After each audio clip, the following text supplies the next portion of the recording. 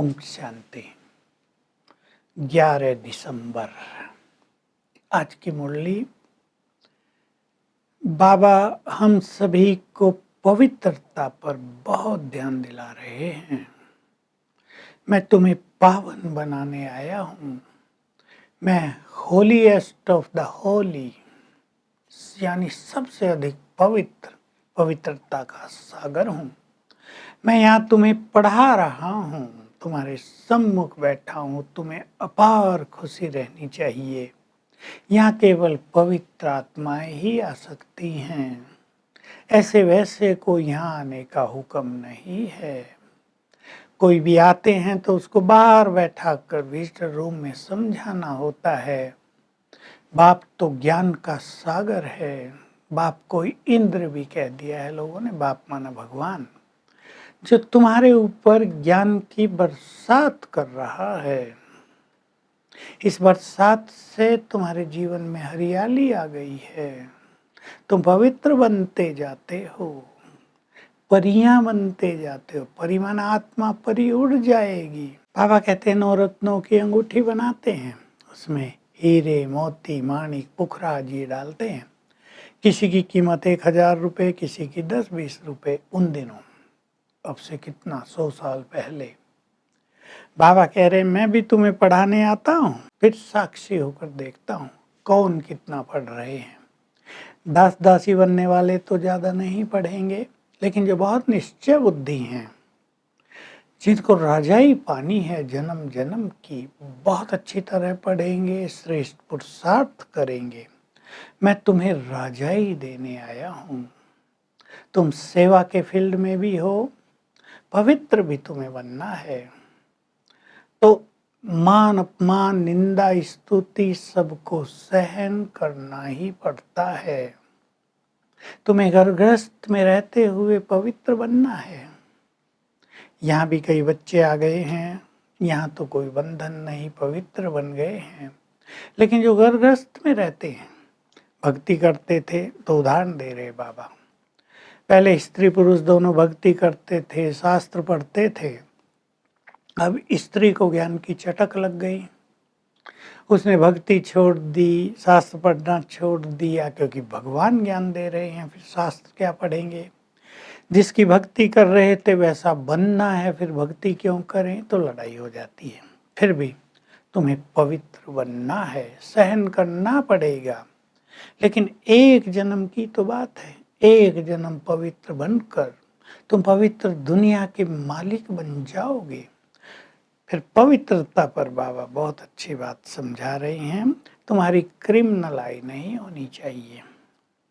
महात्मा गांधी के बंदर के चित्र बने थे, hear no evil, see no evil, talk no evil. बाबा कह रहे हैं ये बंदरों की बात नहीं, ये तुम मनुष्यों की बात है, ये तुम मनुष्यों के लिए है। तुम देह देखते रहोगे, देहभान में रहोगे, तो तुम ऊपर नहीं चढ़ सकोगे। तुम्हें आत्मिक दृष्टि बनाना है, इसकी बहुत मेहनत करनी है। मैं भी आत्मा हूँ, स्त्री भी आत्मा है, सब आत्माएं हैं। जैसे बाबा तुम सबको आत्मा देखते हैं, तुम भी आत्मचिंतन करो। मुझ आत्मा ने ये अलग अलग वस्त्र धारण किए हैं हर जन्म में। मैं आत्मा ही कानों से सुनती हूँ, मुख से बोलती हूँ। ये देह अलग है, जाति पाति भी नहीं। तुम्हारे अंदर जाति पाति का भेदभाव हो ही नहीं सकता, क्योंकि तुम सब आत्माएं हो। आत्मिक दृष्टि से ही एक दूसरे को देखते हो। अब तुम आत्माओं को घर वापस जाना है। मैं तुम्हें ले जाने आ गया हूँ। ये चिंतन तुम सभी को बहुत करना है, तो तुम्हारी पवित्रता बढ़ती जाएगी। मैं आ गया हूँ तुम्हें इन 5 विकारों रूपी रावण पर जीत प्राप्त कराने। मैंने तुम्हें ज्ञान दिया, इसके लिए राजयोग सिखाया है। जितना जितना तुम राजयोग का अभ्यास करोगे, तुम्हारी विजय होती ही जाएगी।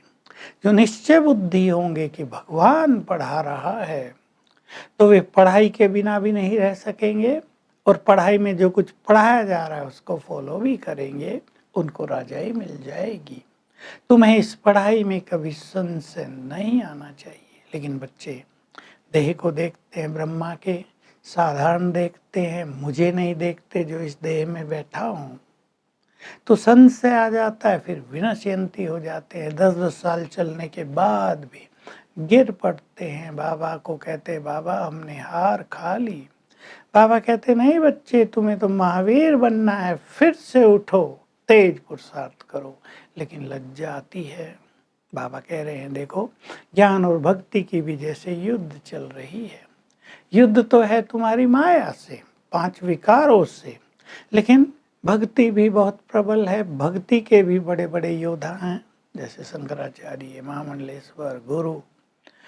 तुम्हारे ज्ञान मार्ग में भी बड़े बड़े योद्धा हैं, अर्जुन, भीम आदि का नाम दिखा दिया है। तुम्हारी युद्ध माया से है, आखिर विजय तुम्हारी होगी।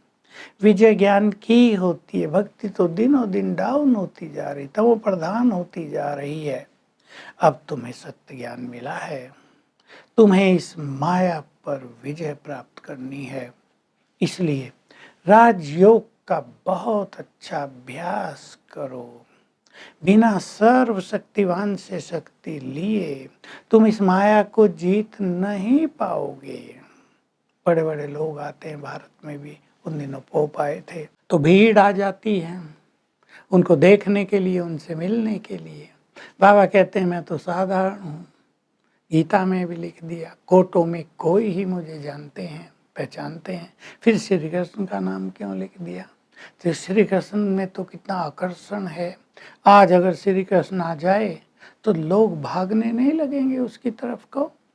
तो श्री कृष्ण के लिए ये बात नहीं है, ये बात निराकार से बाबा के लिए, मेरे लिए है। मैं आकर तुम्हें पढ़ा रहा हूँ, तुम रूहानी स्टूडेंट बने हो। लौकिक में भी बच्चे पढ़ते हैं, उन्हें कोई रूहानी स्टूडेंट नहीं कहते, वो तो जिस्मानी स्टूडेंट होते हैं। तुम रूहों को पढ़ा रहा हूँ, इसलिए बार बार तुम्हें रूहानी दृष्टि बनाने को कह रहा हूँ। तुम देही अभिमानी बनो, सोल कॉन्शियस बनो। जन्म जन्म का देहभान तुम्हारे अंदर है, उसके कारण तुम्हारे अंदर विकार आ रहे हैं। अब तुम सोल कॉन्शियस बनोगे तो ये विकार तुमसे छूट जाएंगे। वरदान है अमृत वेले, तुम्हें अटेंशन का घृत अपने दीपक में डालना है, ताकि तुम आत्माओं की, जो तुम सितारे हो, तुम्हारी चमक बढ़ती जाए और तुम आकर्षण मूर्त बन जाओ। तो रोज सवेरे शक्तियों और गुणों का वरदान बाबा देते हैं। बहुत अटेंशन से बैठो, ज्ञान चिंतन भी करो और योग भी लगाओ, तो तुम आत्मा सितारों की चमक बढ़ती जाएगी और तुम बहुत आकर्षण मूर्त बन जाओगे। स्लोगन है, बेहद की वैराग वृत्ति द्वारा साधना के बीज को प्रत्यक्ष करो। इसका अर्थ है कि वैराग के द्वारा ही हम योग की बहुत अच्छी साधना कर सकते हैं, तब हम योगी हैं ये संसार भी जान पाएगा। तो आज सारा दिन हम अभ्यास करेंगे, मैं भी आत्मा भ्रकुटियों के बीच, दूसरे भी सब आत्माएं, घर घर में स्त्री पुरुष बच्चे सब एक दूसरे को आत्मिक दृष्टि से देखेंगे और मैं आत्मा हूँ, ऐसे शरीर मैंने अनेक लिए हैं और छोड़े हैं। ये अभ्यास करेंगे दिन में कम से कम 8 बार। Om Shanti. To watch Peace of Mind channel videos on YouTube, subscribe us on youtube.com/tvpeaceofmind. Just a click for a peaceful life.